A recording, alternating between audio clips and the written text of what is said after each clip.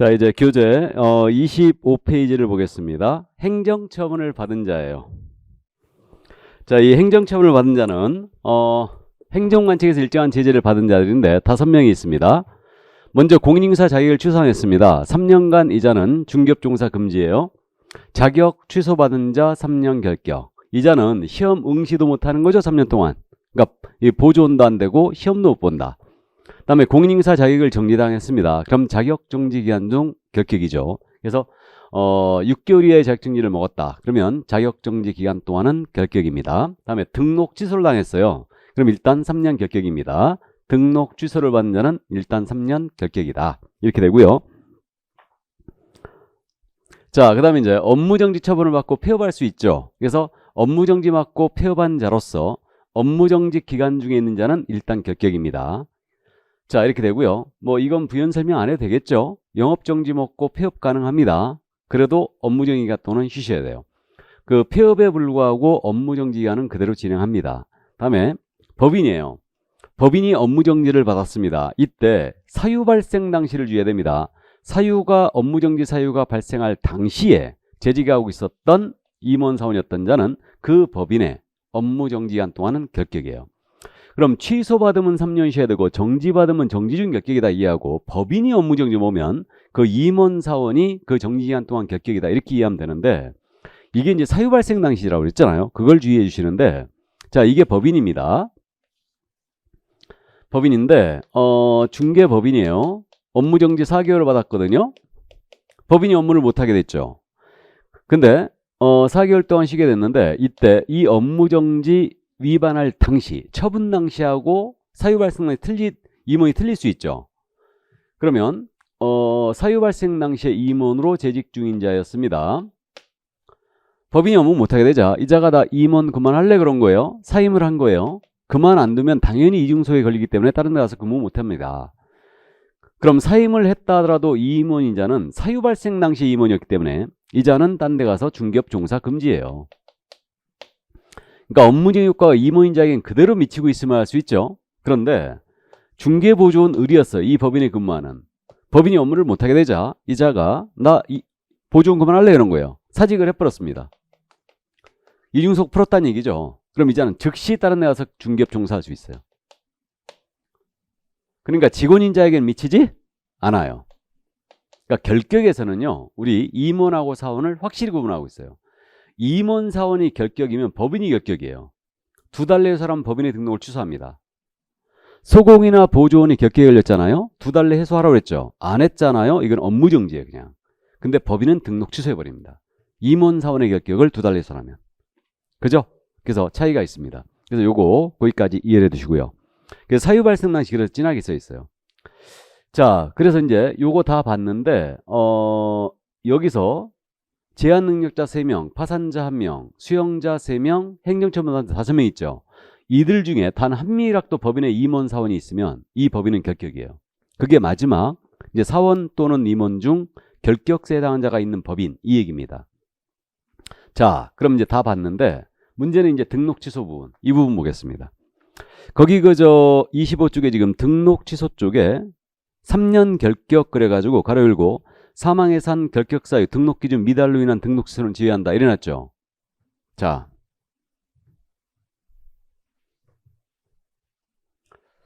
이거를 지금 보고 넘어가는데 이 부분을 지금 현재 건들기 시작했기 때문에 주의를 일단 해주시는데 등록 취소받은 원칙 3년 결격이거든요. 그래서 우리가 등록 취소하는 사유가 19가지가 있어요. 그 중에 지금 등록 취소를 받으면 3년이 결격인데 등록 취소 3년의 결격을 적용하지 아니하는 등록 취소 사유가 3가지가 있죠. 그러면 사망 해산으로 등록 취소를 당했다. 그럼 이때는 결격 자체가 아니에요. 왜 아니니 느끼 딱 오시죠? 돌아가시는데 뭐 결격 잡을 일 없고 법인이 해산으로 등록 취소했다. 그럼 이거는 결격이 아닙니다. 그래서 이건 의미가 있어요. 그 다음에 등록 취소를 당했다. 그 다음에 등록 기준에 미달됐다. 그럼 등록 기준 미달은 등록을 취소할 수 있는 사유예요. 저는 이걸 임취라고 부르고 있습니다. 임의적 등록 취소인데 등록 기준에 미달돼 갖고 등록이 취소했다. 그럼 이건 기준만 갖추면 돼요. 결격으로 안 봅니다. 이것도 왜 그러냐면 법인 등록 기준 오늘 봤는데 기준이 너무 많잖아요. 근데 그 중에 하나를 누락시켰다. 그러면 그때는 기준만 갖추면 봐주겠다는 얘기예요. 그러니까 예를 들어서 법인이 대표자 제외하고 임원이 딱 3명이 있는데 이 중에 유일한 공인인사가 1명 있었거든요. 근데 이자가 그만두게 된 거예요. 그러면 공인인사 임원으로 보완을 해줘야 되죠, 1명을. 근데 못한 거예요. 그러면 등록관청에 경고에도 불구하고 보완을 못했다. 그럼 등록을 취소할 수 있어요. 취소했거든요. 등록 취소한 다음 날 바로 공인인사자를 임원으로 선임하고 등록 신청하면 받아준다는 얘기죠. 그러니까 기준 미달 등록전은 결격이 아니라는 거죠. 이거 꼭 기억해야 됩니다. 그 다음에 이제 마지막으로 결격 사유에 해당됐잖아요. 결격 사유에 해당되면 등록 취소한다고 그랬죠. 근데 이때는 등록 취소 후 3년을 적용하지 않습니다.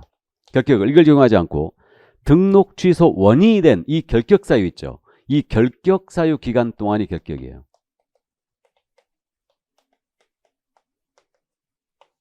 이게 그 얘기예요. 그러니까.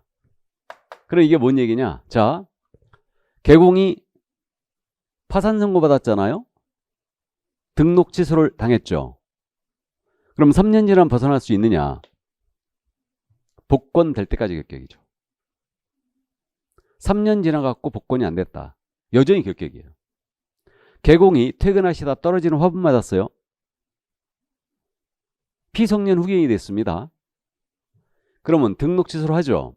3년 지나면 벗어나느냐? 못 벗어날 수 있다는 얘기죠.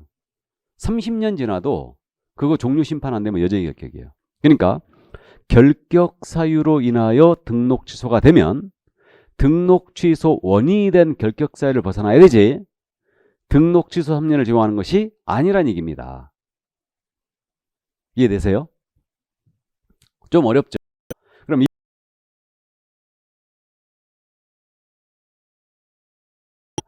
결격 사유로 인한 등록 취소는 등록 취소 3년을 적용하지 않는다. 결격 사유 기간 동안이 결격이라는 얘기예요. 이해하셨습니까? 그러니까 그걸 기억하세요. 파산 선고받아 등록 취소하면 복권 될 때까지 결격이지 등록 취소 3년을 적용하는 게 아니다. 그래가지고 요 내용이 그 2002년도 공인인사법으로 바뀌면서 중개업법에서 공사법으로 바뀌면서 요 내용이 들어왔거든요. 그때 이제 제가 모의고사 냈었는데 요즘은 요 문제를 제가 잘 안 내죠. 등록 취소 3년의 결격이 등록 취소 3년의 결격이 적용되는 경우는 어떤 경우냐 이렇게 내봤었어요. 요즘 뭐 다 베껴내니까 나는 이거 잘 안 내는데 등록 취소 3년의 결격이 적용되는 경우는 어떤 경우냐 이렇게 물어봤어요. 1번 사망으로 해산으로 법인이 해산으로 등록 취소를 당한 경우. 2번 등록 기준에 미달하여 등록 취소를 당한 경우. 3번 파산 선고를 받아 등록 취소를 당한 경우. 4번 이 법에 위반하여 300만 원 이상의 벌금형의 선고를 받아 등록 취소한 경우.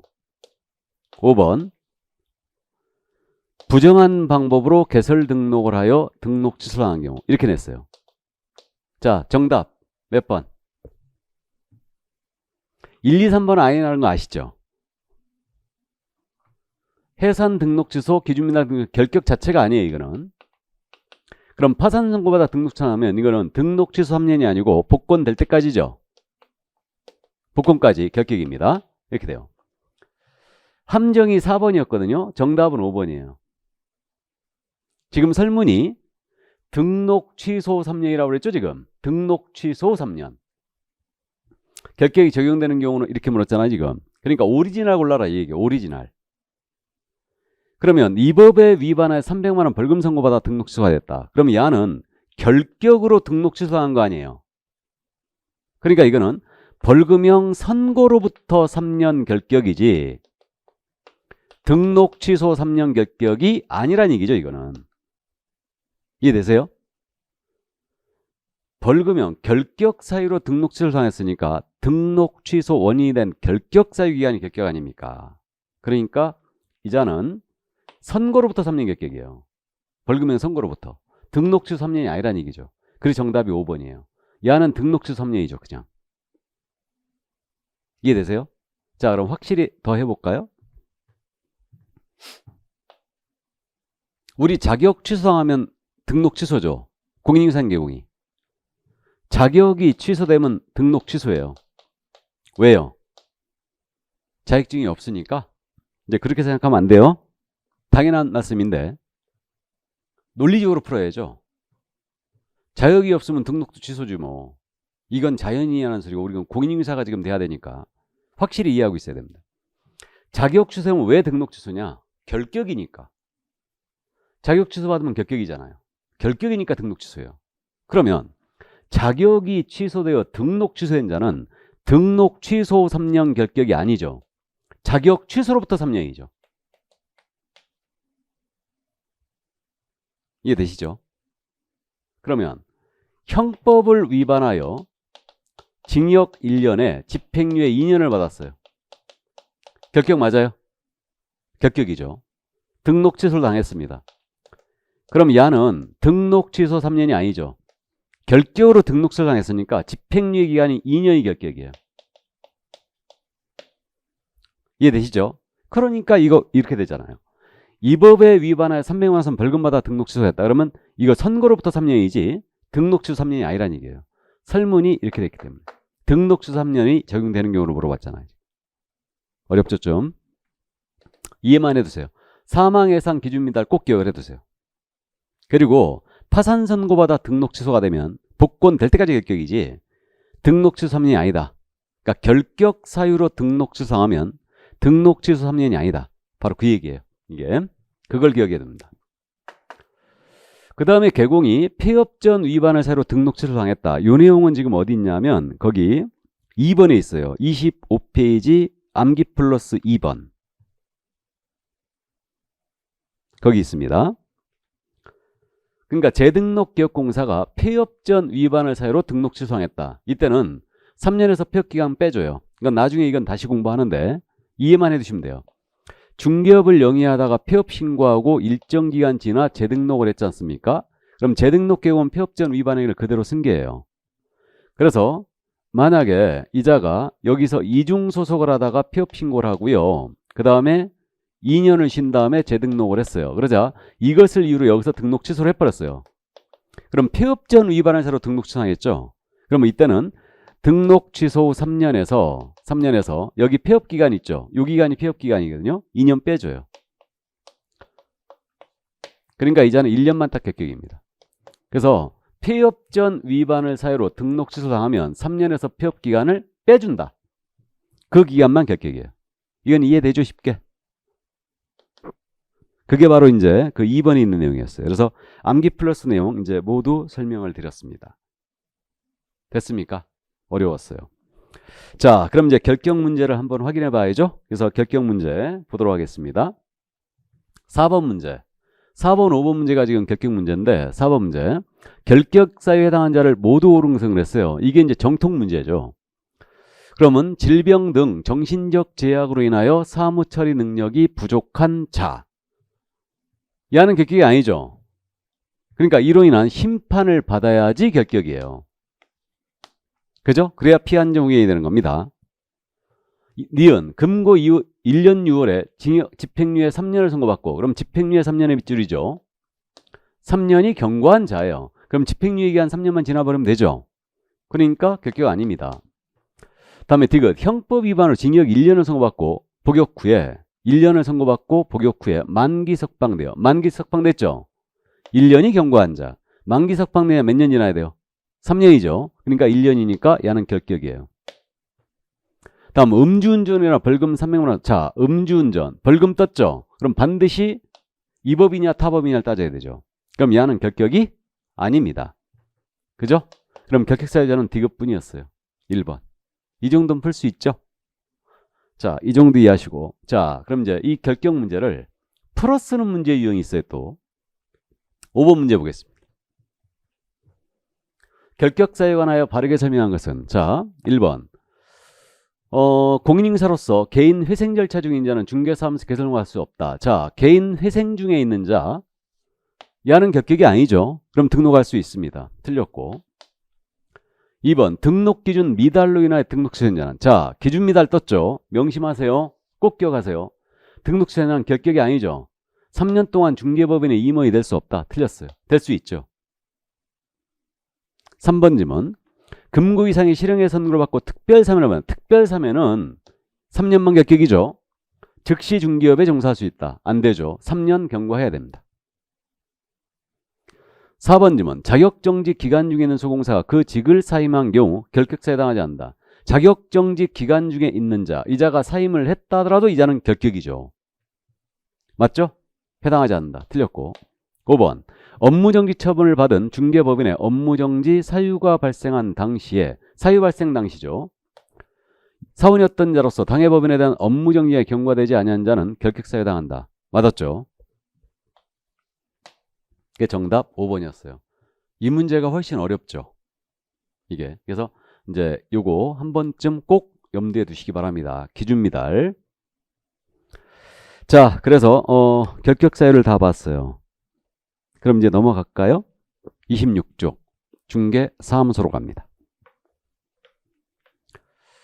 자, 이 중개사무소로 들어왔는데 이 중개사무소는 지금 출제 빈도가 이제 중개 업무 파트로 들어왔는데 이 중개 업무 파트는 지금 전체 출제 비중이 사장에서는 최소한 6개 이상을 내고 있습니다. 그래서 각 파트별로 모두 이해를 해 두셔야 되고 내용 자체는 크게 어렵지 않은데 이 부분을 가끔가다 장난치는 지문을 내기 때문에 여러분들 조금 이해를 해 두셔야 돼요. 자, 그럼 중개사무소에 대한 내용까지 오늘 보는데 설치 기준은 건축물 대장에 기재된 건물의 확보를 하고 소유 전세 임대차 사용대차만 사용권이 있어야 된다고 그랬죠. 다만 준공이 떨어진 건물은 예외적으로 설치할 수 있다고 그랬고요. 그래서 가설 건축물 안 된다고 그랬고 면적 제한 규정은 없다고 그랬죠. 그러니까 시험에서 자주 묻는 건 여기까지예요. 여기까지고 그 나머지 뭐 거기 면적 전용 의무 규정은 없다. 그러니까 중개사무소는 중개사무소로서만 써야 된다. 이런 규정은 없어요. 전에는 있었는데 이거 삭제해버렸거든요. 그래서 전용 의무 규정은 명문의 규정이 없고요. 그다음에 다른 계공이 이미 사용주인 건물이에요. 우리는 업무의 효율적 수행을 공동 사용할 수 있죠. 잠시 후에 합니다. 그러니까 이거 여기다 등록 가능하고요. 뭐 건축법에서 1종, 2종 근린시설 이제 여기 들어간다는 거 알고 있고요. 일반 업무 시설을 설치할 수 있어요. 일단 설치 기준 이 정도만 이해해 두시고 원칙은 이제 13조 1항이죠. 개업공사는 그 등록관청의 관할구역 안에 중개사무소를 때 한 개만 둘 수 있다. 이게 원칙이에요. 1사무소 원칙. 등록이 안 하면 사무소도 하나 해야 된다. 이게 대원칙. 근데 이에 대한 유일한 예외. 이게 법인의 분사무소죠. 그럼 법인은 등록관청에 신고하고 관할구역 외 지역에 분사무소를 둘 수 있다 그랬어요. 꼭 둬야 되는 거 아니에요. 그럼 법인이 아닌 계공은 절대 분사무소 못 둡니다. 자, 그럼 이제 이것을 위반한 게 뭐냐? 이중사무소 임시시설 설치죠. 그럼 이중사무소는 사무소가 2개 이상이라는 뜻이에요. 그러니까 여기 등록을 했는데 너무 영업이 잘 됩니다. 옆 건물 마침 비었다. 더 임차해갖고 여기서 책상을 깔고 중개업을 영위했어요. 그럼 이거 이중사무소로 가는 겁니다.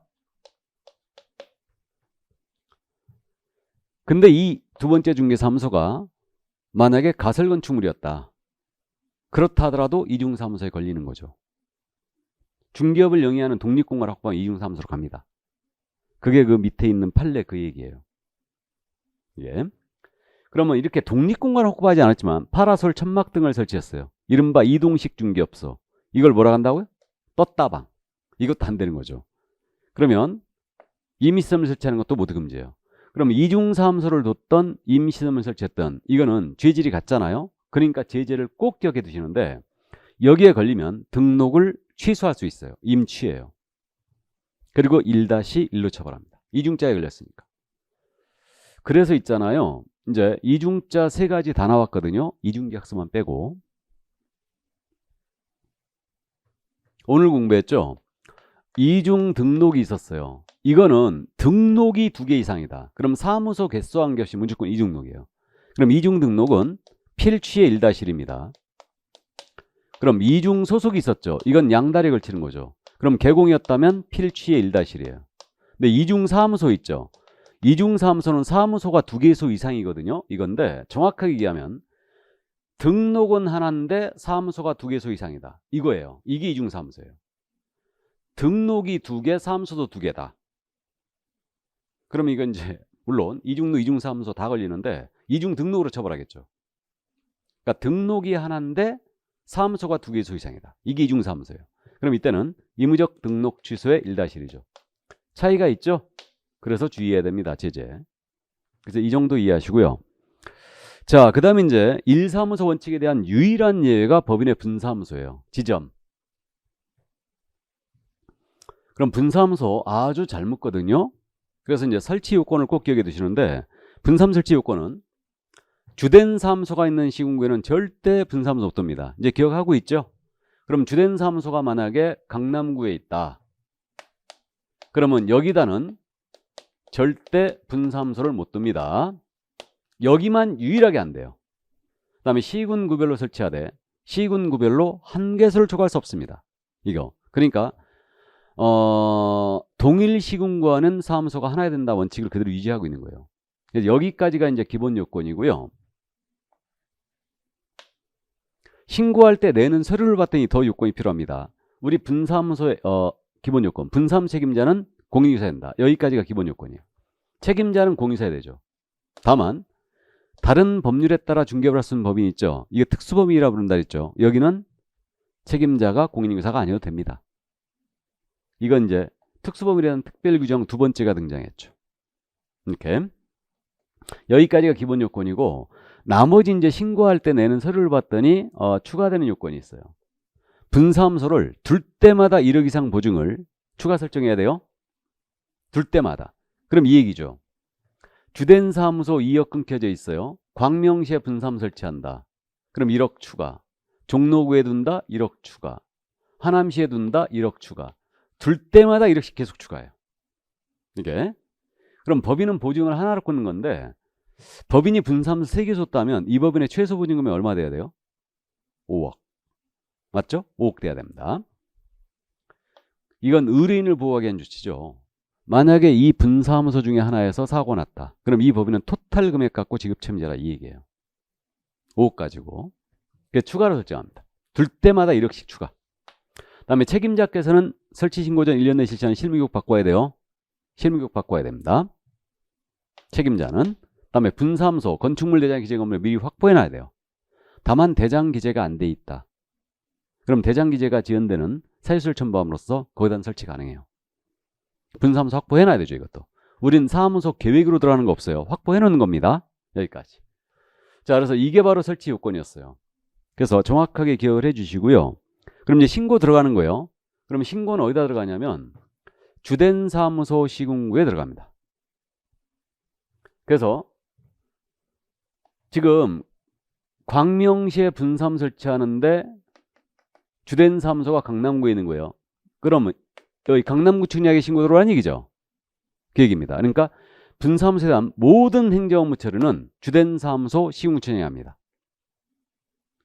그래서 이 자리 앞으로 주된 사무소 등록관청이라고 부를 거예요. 모든 행정업무 처리를 여기서 한다. 그럼 이때 이제 서류를 내는데 이것도 이제 여러분들이 암기하지 말고 이해를 하세요. 그럼 분사무 설치 신고서에다가 요건 증명서를 첨부해야 돼요. 그럼 생각을 해보면 여기 요건이 있지 않습니까? 법인 맞잖아요. 법인 느끼사항 증명서는 안 낸다고 그랬죠. 내는 경우 한 번도 없다고 그랬어요. 직접 다 확인한다고 그랬고 책임자 공인인증서 한다고 그랬죠. 그러면 책임자 자격증서반 안 냅니다. 직접 다 확인 요청 들어가요. 자격증서반 안 낸다. 근데 보증관계 증서 내야 되겠죠. 이거 내야 되고 책임자 실무교육 받으라고 그랬잖아요. 그러면 실무교육 수료증 4번 내야 되죠. 그다음에 사무소 확보 증명서로 들어와야 되죠. 이해됩니까? 이렇게. 그러니까 요건 증명서들을 그대로 첨부한다. 그러니까 별도로 암기할 거 아니에요. 이렇게 이해하고 전에는 그래서 이 보증 설정서를 아주 잘 물었다고 그랬죠. 근데 요즘 잘 묻지도 않아요. 그냥 참고만 하시고요. 그 서류 그렇게 이해하시면 돼요. 다음에 신고할 때 이거 수수료 있겠죠? 당연히 분사무 설치 신고할 때 수수료 있습니다. 지방자치단체 조례가 정하는 수수료. 우리 수수료 기억하자고 그랬죠. 국토부령이 정하는 수수료 아니에요. 지방자치단체 조례가 정하는 수수료입니다. 그렇게 이해를 해주시고요. 자, 그럼 이제 신고 들어갔습니다. 그러면 이제 이거 서류들 뭐 자격증서반 안 낸다는 거 말씀드렸고 법인등기 상증명서는 안 내고 근데 보증서는 낸다는 거 이제 이해만 해두시고요. 신고 들어갔거든요. 그러면 신고 확인서를 교부해요. 신고 확인서라고 그러죠. 이거 신고서 서식상 처리기한 이건 7일이에요. 서식상. 그래서 신고 서식상 처리기한은 7일로 돼 있고요. 그래서 신고 확인서를 교부합니다. 그러면 이제 신고 확인서 나갔잖아요. 분사무소 안에 보기신고서 걸어놓고 중개 업무 시작하면 되는데 통보가 있죠. 우리 신고사항은 모두 협회 통보라고 그랬죠. 분사무 설치 신고니까 다음 달 10일까지 협회 통보하는 거예요. 통보해주고 그 다음에 하나의 통보가 더 있죠. 지금 광명시에 분사무 설치하는데 강남구청장이 신고했죠. 그럼 광명시장 알아요 몰라요? 몰라요. 알려줘야 되겠죠.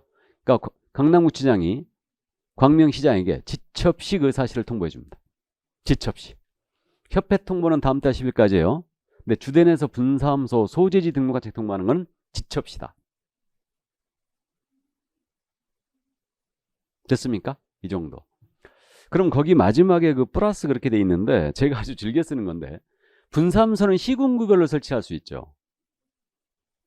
근데 분사무소를 시도별로 설치해야 한다 그러면 틀렸어요. 이게 작년 지문이었죠. 시도별로 설치해야 된다. 틀렸고요. 일단 시도별로 한 개수를 초과할 수 없다고 틀렸죠. 근데 시도별로 설치할 수는 있죠. 시군구가 기준이니까. 자, 그 정도 이해하시고 분사무소였습니다. 설치 요건이 중요해요. 자, 그럼 이제 공동사무소로 가볼까요? 공동사무소는 잘 묻지는 않는데 업무의 효율적 수행을 위해 개공한 사무소를 공동사용할 수 있죠. 이게 다만 이제 업무정지 기간 중이냐는 공동사용이 안 됩니다. 이제 그렇게 돼 있는데 그럼 이게 사무소 분사무소 이거 문제 하나 보고 들어갈까요? 공동사무소 가기 전에 그 문제 이제 6번 문제겠죠? 유인물 6번 문제. 자, 출력 안 하신 분은 칠판 보고 풀면 됩니다. 자, 틀린 것은 그랬어요. 분사무소 1번 분사무소 설치하는 경우는 주된 사무소 소재지 관할 등록관청에 신고서를 제출해야 한다. 맞아요? 맞고 2번 분사무소는 주된 사무소 소재지 등록관청 관할 기업 안에는 둘 수 없다. 그죠? 주된 사무소가 아닌 시군구는 유일하게 안 됩니다. 잘 물어요 이거. 맞고요. 3번 분사무소는 공인사를 책임자로 두어야 한다. 이게 지금 중개법인 분사무소죠. 그러니까 공인사를 책임자로 둬야 되죠. 맞죠? 근데 다른 법률에 따라 중개법을 쓰는 법인, 특수법인 여기는 책임자를 공인사를 안 둬도 됩니다. 다음에 4번 분사무소는 시도별로 한 개수를 초과할 수 없다. 나왔네요? 틀렸죠. 제가 아주 즐겨 쓰는 지문. 작년 출제가 됐죠. 그래서 시군구별로 한 개수를 초과할 수 없어요. 다음에 5번 분사무소를 가설건축물 대장이전 건물에 설치할 수 없다. 그죠? 가건물에는 안 된다고 그랬습니다. 그게 정답 4번이었어요. 뭐 업무 파트는 사무소도 그렇고요. 쉽습니다. 그게 어렵진 않아요. 이게. 자, 그럼 이제 중개사무소의 공동사용입니다. 그래서 효율적 수행이라 원칙 공동사용할 수 있고요. 설치 방법은 전혀 제한이 없죠. 인원수 제한도 없고 종별 제한도 없고 관할 달라도 상관없고요. 이렇게. 그다음에 이게 그래서 개공이 A, B, C, D가 사무소를 다 같이 쓴다. 그럼 이게 공동사용이에요. 그래서 공인인산 개공이 되고 법인이어도 되고요. 분사무소여도 됩니다. 물론 C법인, D분사무소는 같은 법인이 아니어야 되고요. 우리 중개인도 이제 공동사용이 되죠. 이렇게. 이때 등록을 하는 방법으로 공동사용할 수도 있고요. 이전 신고하는 방법으로 여기다가 공동사용할 수가 있죠. 그러니까 A, B, C, D가 동시에 한 사무소에 등록 들어가거나 A가 쓰고 있는 사무소에 B, C, D가 다른 곳에 중개업을 영위하던 자였다면 여기다 이전 신고함으로써 공동사용할 수도 있어요. 그럼 이때 별도의 공동사용 신고제도는 없다고 그랬죠. 등록을 하거나 이전 신고할 때 서류 한 가지만 더 들어오면 되는 거예요. 어떤 서류? 공동사용하는 다른 개공의 승낙서예요. 그래서 주의할 점이 건물주의 승낙서가 아닙니다. 다른 개공의 승낙서라는 거죠. 이걸 주의하셔야 돼요. 그래서 거기 지금 교재 28쪽을 가시면 승낙서 제출이라고 돼 있죠? 다른 개공의 승낙서 밑줄 그어져 있잖아요. 건물주의 승낙서가 아니에요. 그러니까 서류 한 가지만 추가하면 된다는 얘기죠. 그럼 이렇게 운영이 됐을 때 특혜가 있느냐? 전혀 없어요. 개별적 운영의 원칙이 적용되고 있죠. 그러니까 사무소만 같이 쓸 뿐 모두 다 각자라겠습니다. 인장 등록 따로, 보증 설정 따로, 소공사 고용도 따로, 보조원 고용도 따로, 상호 다 따로예요. 딸기, 호박, 바나나, 수박 다 따로 쓰라고 그랬어요. 그죠? 그러니까 어떠한 특혜도 없다. 그래갖고 이걸 악용을 해왔다고 그랬잖아요. 악용을. 이걸 차단시키기 위해서 업무정지 기간 중인 자는 공동 사용할 수 없다. 이렇게 규정을 둔 거예요. 그래서 이제 구체적인 방법이 다시 앞으로 가면 27쪽 맨 밑에 예외에 그랬지 않습니까? 이런 방법으로 공동 사용 안 돼요. 그러니까 업무정지 개공이 업무정지 개공이 다른 개공한테 승낙서를 주는 방법. 그러니까 A가 중개업을 영위하다가 업무정지 먹었다는 얘기죠. B한테 승낙서를 주는 거예요. 이런 방법으로 공동 사용 안 된다는 얘기죠. 그 다음에 이번에는 업무정지 개공이 중개사무소를 이자가 업무정지 먹었거든요. 못하니까 시의 중개사무소로 이전 신고하는 거예요. 이전 신고하는 방법으로 공동 사용 안 된다는 얘기예요. 이해되십니까? 그래서 이런 방법으로 공동 사용 안 된다는 얘기예요. 물론 이 사무소로 C가 오는 것도 안 돼요. 당연히. 자, 그래서 업무정지 개공과는 공동 사용할 수 없다. 다만 A, B, C, D가 공동으로 사용하다가 A가 업무정지 먹었다. B, C, D는 계속 영업할 수 있어요? 상관없죠? 이제 이거는 그래서 이렇게 되고요. 그래서 이게 공동사용신고제도인데 공동사용제도인데 그 공동사무소는 포인트가 그거예요. 공동사용했을 때 다른 개공의 승낙서를 제출한다는 거. 업무정지 기간 중에는 공동사용 안 된다는 거. 이게 포인트입니다. 그러니까 이거 외에는 물어볼 일이 없죠. 이거. 그 실무적으로 업무 공동사용 좀 절세 방안으로도 한다고 그랬죠. 또 우리가 영업을 하다 보면요. 일을 하다 보면 진짜 일이 꼬일 대로 꼬여가지고 영업정지 먹을 수도 있습니다. 사기를 당하면 안 된다고 그랬죠. 사기 당하면 중개 못해요. 겁나서. 물론 그 경제적 타격도 이루 말할 수 없겠지만, 그러니까 이제 우리가 기본을 지키면 사기는 이제 언제든지 막을 수 있습니다. 근데 어쨌든 뭐 영업정지 먹었는데 이 사무소 문 닫아놓을 수는 없다고 그랬죠. 그러니까 영업정지 뭐 어떻게 하시라고 그랬어요? 폐업신고하라고 그랬습니다. 폐업신고하고 내 등록을 죽여야 돼요. 죽이고 B로 하여금 걸게 해야지. 그리고 일하러 나오면 절대 안 돼요. 커피만 마셔야 됩니다. 나와서. 자, 그럼 그 정도 이해만 해 두시고요. 자, 그럼 이제 28쪽에 중개사무소 이전을 보도록 하겠습니다. 이전이 사무소에서는 가장 중요해요. 이전. 꼭 물어보죠, 이거. 이전. 그럼 사무소 이전의 형태는 이제 우리가 세 가지가 있다는 걸 했어요. 세 가지. 이렇게. 그래갖고 여기 뭐 예를 들어서 강남구인데 강남구에 있던 중개사무소를 여기 사무실 임차료가 너무 비싸다. 옆 건물로 옮기자. 강남구 내에서 옮기는 경우가 있고요. 이게 등록관청 안에서 이전이죠.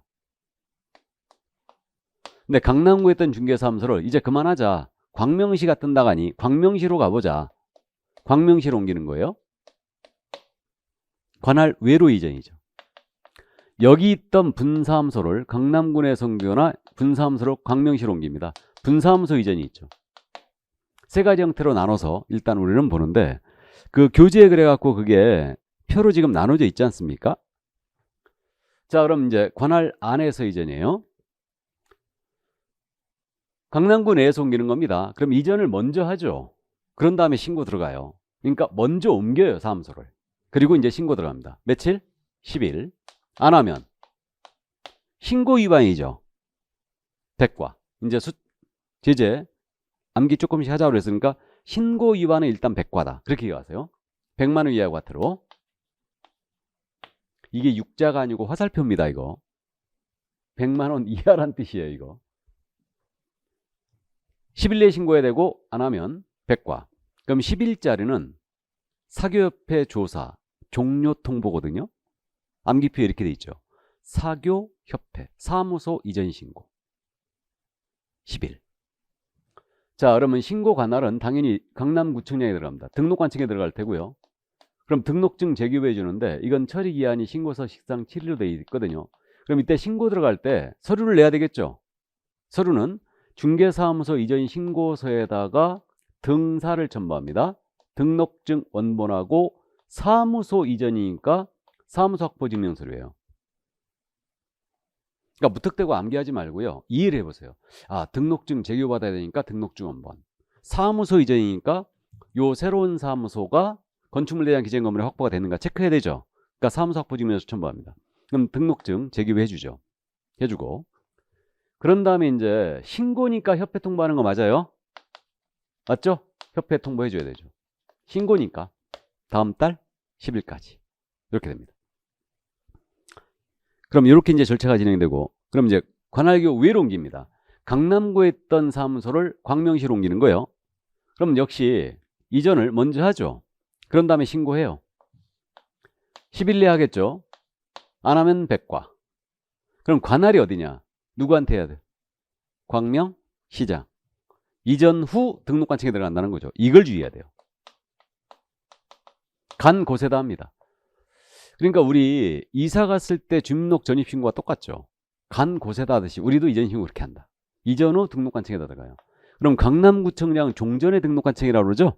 그러니까 이전 후 등록관청에 신고한다. 이때 서류는 등록증 원본과 새로운 사무소 확보 증명서를 첨부해 들어갑니다. 그럼 등록증 제기해 주죠. 근데 관할구역 외로 옮긴 경우에만 서류 송부 절차가 있어요. 이걸 주의해야 돼요. 그러면 이전 후 등록관청이 종전의 등록관청에다가 서류를 송부해 줄 것을 요청하죠. 그럼 종전은 이전 후 등록관청에다가 지체 없이 관련서를 보내줍니다. 그러니까 서류 송부에는 날짜가 없어요. 지체 없이 송부하는데 등등행위예요. 중개사무소 개설 등록대장 보내야 돼요. 등록대장 송부해야 되고, 등록 신청했을 때 냈던 서류 있죠. 등록 신청 서류 보내줘야 됩니다. 그 다음에 최근 1년간의 행정처분 서류 및 행정처분 절차가 진행이었으면 그 서류 다 보내줍니다. 1년간 행정처분 서류 다 보내줍니다. 왜 그러냐? 이자가 강남구에서 광명시로 옮긴 이유가 왜 옮겼느냐? 위법 사실이 있었어요. 그래서 제재를 받을 것 같으니까 도망간 거예요. 잡아야 되겠죠. 그래서 행정처분 서류 보내주고, 왜 1년간 서류냐면요, 우린 1년 내 상습적으로 업무정지나 과태료 맞게 되면 가중처벌하고 있잖아요. 그러니까 1년간의 서류를 보내준 거예요. 그래서 등행으로 기억합니다. 그럼 행정처분은 누가 하느냐? 여기 이전 후 등록관청에 서류를 받았죠. 그러니까 이전 후에서 행정처분을 때리게 됩니다. 이걸 또 주의해야 돼. 이전 후 등록관청에 행정처분하게 됩니다. 자, 그 점 일단 또 이해를 해 두시고요. 이게 28쪽에 맨 밑에 써 있습니다. 진하게 다. 그죠? 그 다음에 등등 행위 왜 진하게 돼 있는지 아시겠죠, 이제? 요약집에. 자, 이렇게 돼 있고요. 그 다음에 이제 분사무소 이전이 있죠. 그럼 분사무소는요, 절차가 이제 여기 강남구에 있던 분사무소를 광명시로 옮기는데 주된 사무소는 어디 있었냐면 종로구에 있었어요.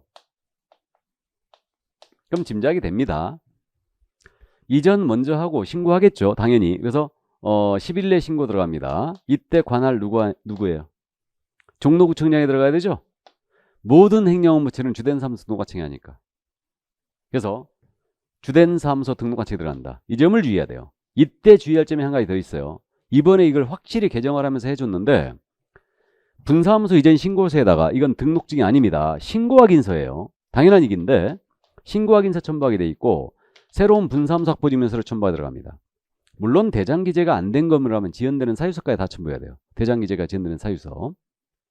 그럼 이제 신고확인서 제기해 주죠. 그 다음에 이제 마찬가지로 협회에다가 다음 달 10일까지 통보해 주게 돼 있죠, 다. 이렇게.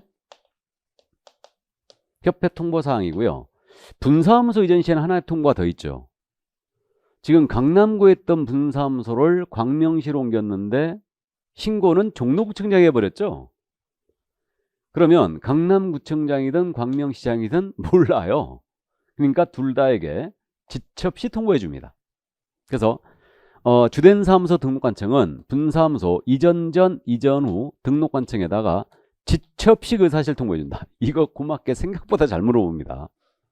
그러니까 행정처분을 모든 행정업무 처리를 주된 사무소 등록관청이 하기 때문에 분사무소 소지 등록관청에 모두 통보해주는 절차가 있어요. 이렇게. 자, 그래서 이게 이제 분사무소 이전이었으니까. 그래서 사무소 이전은 11일에 한다는 점 이제 꼼꼼히 챙기는데 거기 그 28쪽에 말이에요. 그 플러스 표시, 표 밑에 플러스 표시 그렇게 돼 있는데 1, 2번 다 말씀드렸고요. 3번 그 부분을 이제 봐두는데 그러면 지금 관할 안에서 사무소로 옮겼거나 분사무소로 옮겼어요. 그럼 등록증이나 신고확인서에 기재된 내용 중에 뭐만 바뀌는 거예요? 사무소의 소지만 바뀌죠. 그러면 사무소 이전 신고 들어가면요, 재교부함이 원칙이거든요. 이게 원칙인데 다만 관할 안으로 이전한 경우 이랬거든요, 법문이. 그러니까 관할 안에서 옮겼거나 분사무소가 옮겼다. 그럼 이러한 경우는 등록증이나 신고확인서에 기재된 내용에 변경사항만을 적어 다시 교부할 수 있다 그랬어요. 즉 변경 기재 교부할 수 있다 그랬어요. 관할 안에서 옮긴 경우. 근데 관할구역 외로 옮긴 경우 있죠. 이때는 반드시 재교부해야 됩니다. 그걸 주의해야 돼요. 이해하셨습니까? 여기까지. 자, 그래서 이제 분사무소 이전까지 다 살펴봤습니다. 그래서 오늘 일단 여기까지인데 그러면 이 내용 문제 한번 확인해 볼까요? 7번 문제가 있죠? 7번 문제.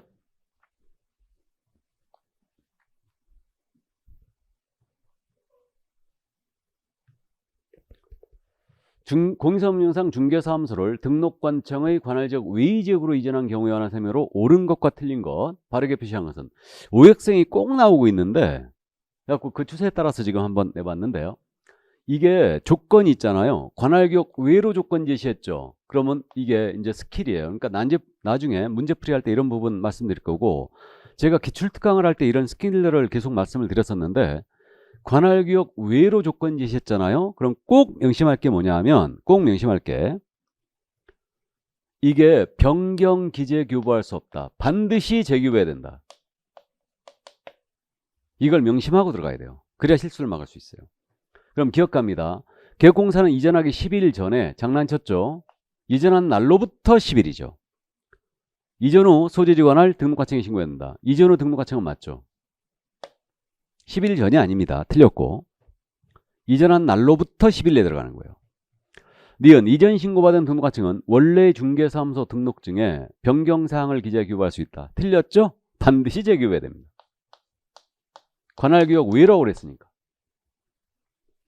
다음 세 번째 디귿. 이전 신고 전에 발생한 사유로 한 행정처분은 개공에 대한 행정처분은 이전 전이 아니고 이전 후 등록관청이다.